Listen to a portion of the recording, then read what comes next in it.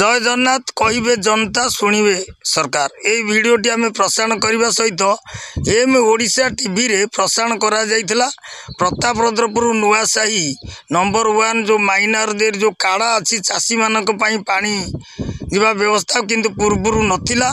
बहुत चाषी हैरान होउथिले एवं किछि काम एबे काड़ा रे आगेइछि एवं आउ किछि काम काड़ा हबाकू मध्य खोला जाइछि हेई नै किंतु भल काम हेइछि। तो ये नहीं आम पाखरे जड़े उपस्थित अछंती तां पचारिया आपण ना कोन जे जो काड़ाटी आगुरु हेई नथिला बहुत असुविधार सम्मुखीन थिला। जेतोले एटा को आमे एम न्यूज ओडिशा टीवी प्रसारण करथिला अन्य गणमाध्यम रो मध्य प्रसारण हेइतिला।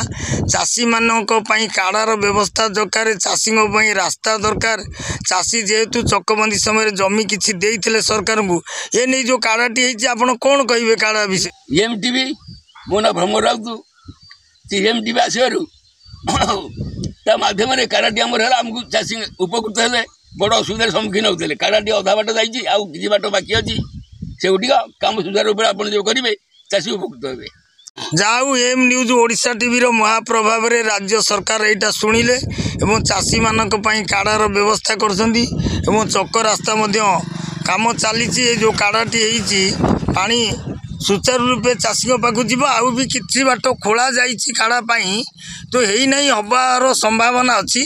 तो जाऊ काड़ाटी भल होइछि तेणु चाषी माने सरकार को धन्यवाद देवा सहित जो प्रशासन अधिकारी दायित्व रे थिले मध्य तांको धन्यवाद दउसंती। एणु जय जगन्नाथ।